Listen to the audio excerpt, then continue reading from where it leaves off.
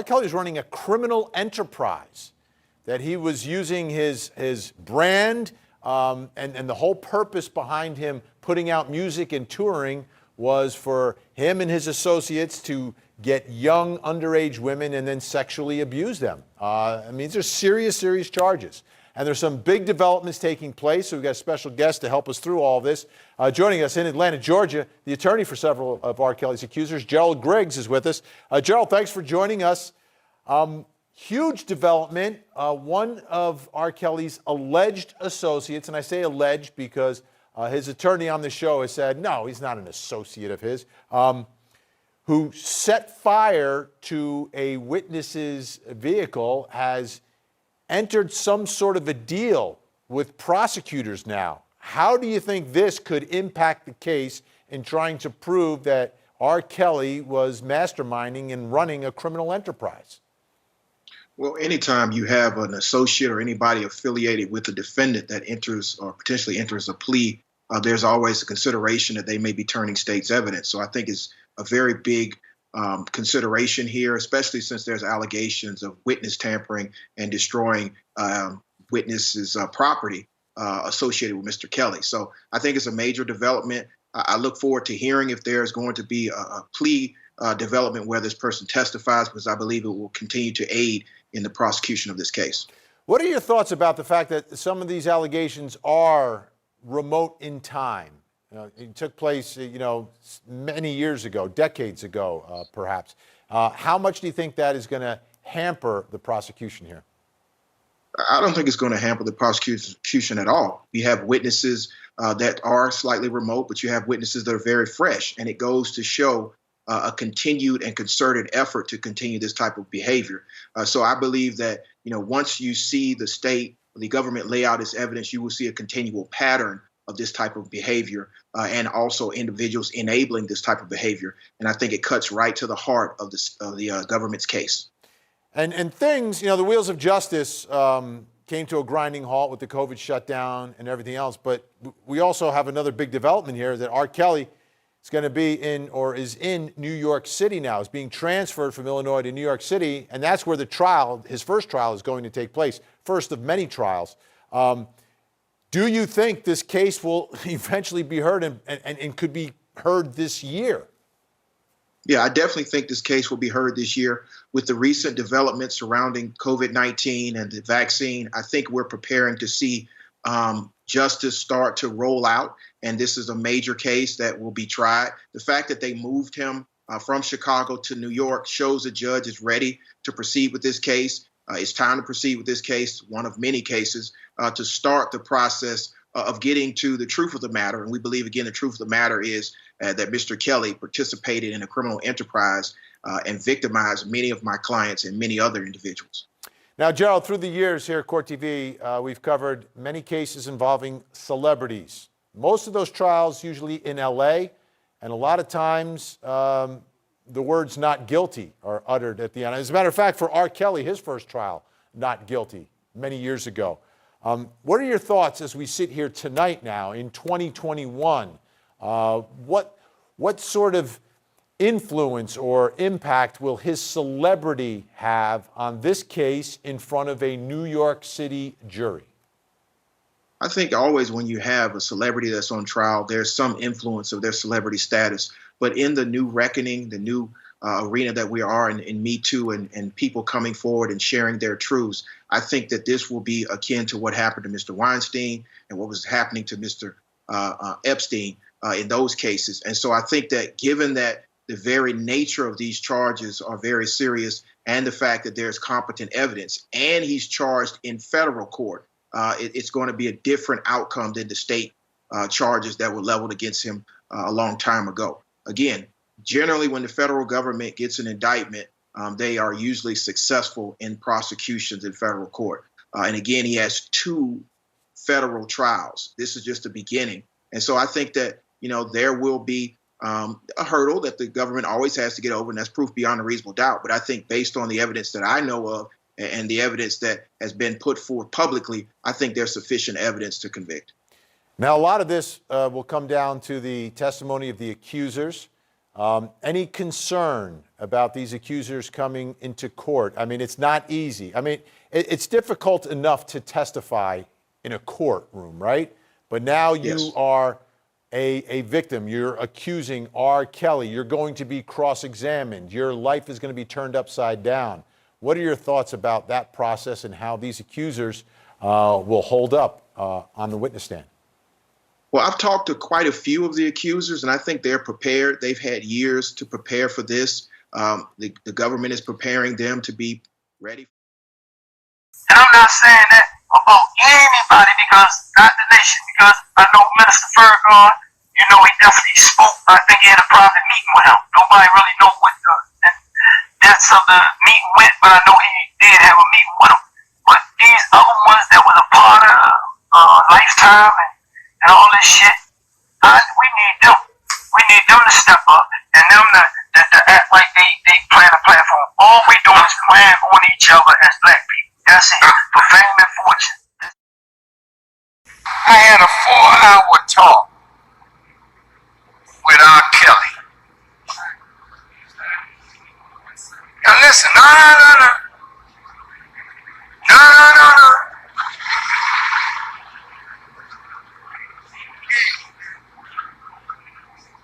He came to our home with 6 of his friends. And I told him, I have had a message in my heart for you for over 20 years. And I'm so glad for the opportunity to share it with you. He was managed by a friend of mine. What's that, brother? Barry Hankerson. And Barry told me, I'm going to get rid of him. I said, Barry, be patient. I said, that boy is deeply spiritual. A man can't write no songs like that and not have God all up in him, but he's got to be cleansed. Do you understand what I'm saying? All of you in here have done something wrong, but you are not evil people. Somebody gotta reach into you and bring out the God that's in you and clear you of your evil.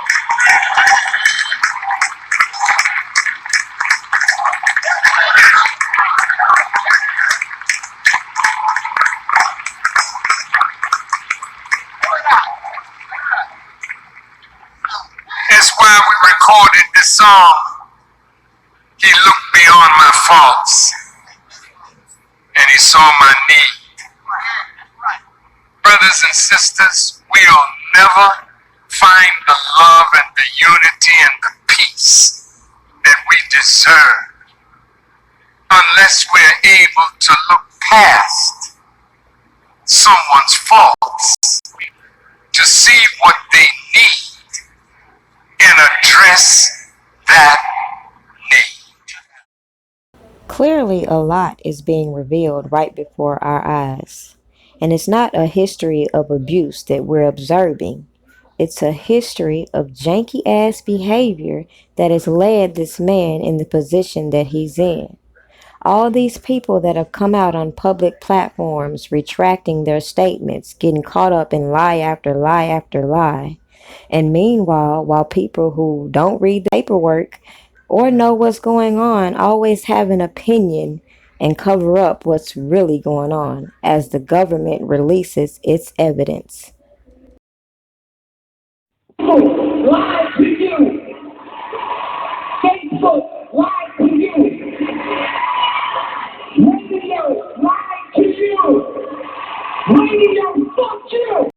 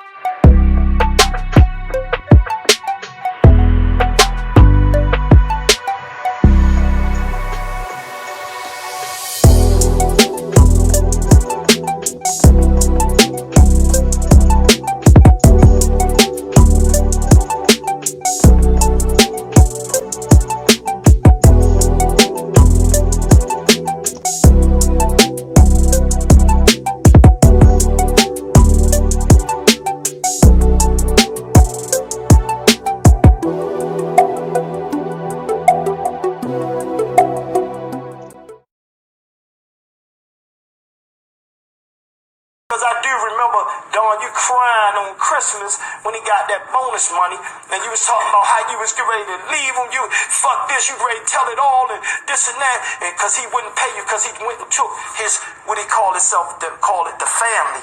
He took the family shopping for Christmas and ain't pay you your money. You was sitting there broke as a joke, sitting there crying about a man that didn't pay you money, and you ain't had a heart to say nothing. You big dummy. Yours manager? Did this nigga just laugh? He like, hell no, bitch, don't get me involved in that shit. I'm some other shit. No one's heard his side. What's he say? Well, he picked the wrong nigga to tell it.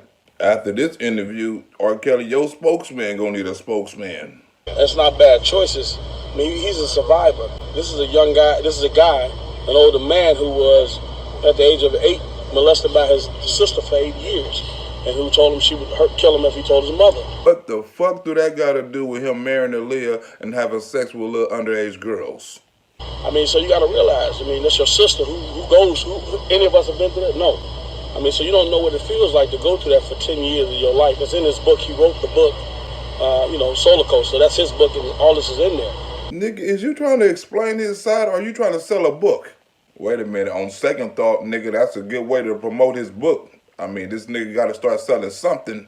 Does that excuse any of the alleged behavior? Absolutely not. So why in the fuck is you talking about it? But this is not a man who lets anybody in any of his events. So now you gonna try to blame it on the club? This is not a man who I've ever seen go out and target a certain type of individual. Nigga, you know that's a lie. Take my glasses off so I can see it. My saying. Nigga, you should have left them motherfuckers on. Now they really gonna see your ass lying. But to what you were saying he was young and his sister was that age. Does he feel... His sister was 10 years older than him. Right, a teenager. Right. But I'm saying perhaps something it's the happened age to her of his too. alleged victim. Right. Say it again? The age of his alleged Yeah, I victim. mean, so what should be, who he should be in the room with is psychiatrist, not police. And we know how the industry is. If you snort coke, they're going to put that in front of you. If you like women, they're going to put that in front of you. So he liked it, little girls, and they put that in front of him. So now you saying it was the people that were surrounding R. Kelly fault. He doesn't card anybody coming to his events. Oh, so now it's the security fault. Nigga, how many people is you gonna put this on? Okay, fuck it, we gonna leave the club out of this. Nigga, what about the high school? He wasn't going to that school because he was targeting somebody. He had a teacher, Lena McGlynn, who actually taught him how to play the piano and taught him about music and a lot of things. Is he hypersexual? That's a question you ask him. R. Kelly, you done got the wrong motherfucking spokesperson. After this interview, nigga, you finna get hit with an extra charge. But that didn't stem from him being someone that goes out to do that. What happened to him put him in that position. You're 8 years old. Somebody's taking advantage of you. What do you think is going to happen as a result of that? It's funny as I watch these reactions to R. Kelly's friend who recently came out and spoke his piece, that people still always overlook the messages that are being put on public display. It's very obvious people are being provoked to come out and speak, and even when they do speak, people aren't satisfied with what they say. People zone in on the wrong things and don't catch the message in general. And then people wonder why people don't want to come out and speak publicly. We don't know what's going to happen in the court, who's going to be subpoenaed, who's witnessing what. Yet, all these people on the internet are so willing to jump into federal investigations just to appease curiosities and, in my opinion, solidify all these allegations the prosecutors are pinning on R. Kelly. We see over and over this same cycle. These people are playing games with the FBI and Homeland Security. They doing all this extra stuff. They bring all these people out, and then when they go against the grain, they start to discredit them over and over. And then come on these platforms and everybody acts like they have amnesia. And we don't see this type of behavior is the problem. Everybody is wondering where the division is coming from. I told you a long time ago. And it all started in this group with me peeping what the fuck is really going on.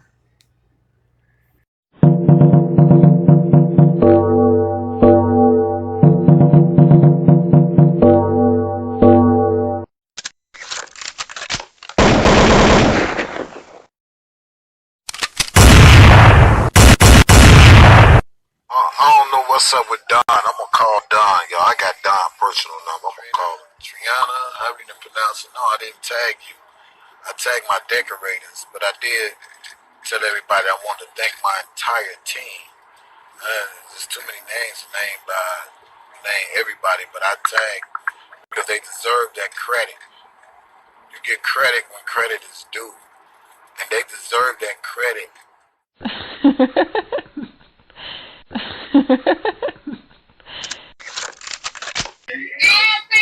There she go. There she go. I think she up there. I think Azriel up there. I think Azriel. You see up there? There go Azriel up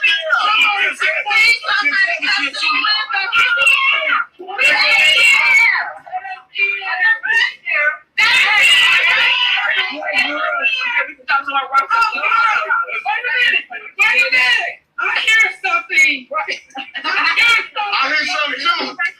Azriel, is you up there, Azriel? Knock on the window. It's right up there the window. Come on, Azriel. We see you, darling. You're right here.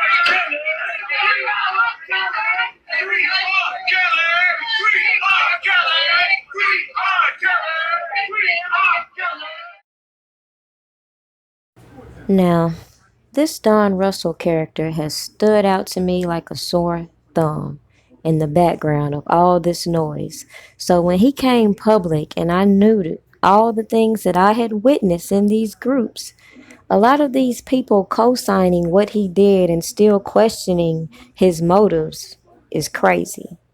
Personally, I don't care if his intentions were good or not. All I know is that it's a whole lot of fraudulent activity across the board, which personally I don't give a shit about. The point is, I don't understand how people who are not reading the paperwork, who could get on their platforms and continue to mislead R. Kelly's fans into supporting people who have clearly set the stage for this RICO to seal the coffin for R. Kelly. Period. At the end of the day, I am irrelevant, and who I am as a person is irrelevant. My position is what it is. I'm just here to make you think. And all these people are questionable as fuck. Lord, please forgive me how I'm living. I was born to drive a whip with no ceiling. I'm allergic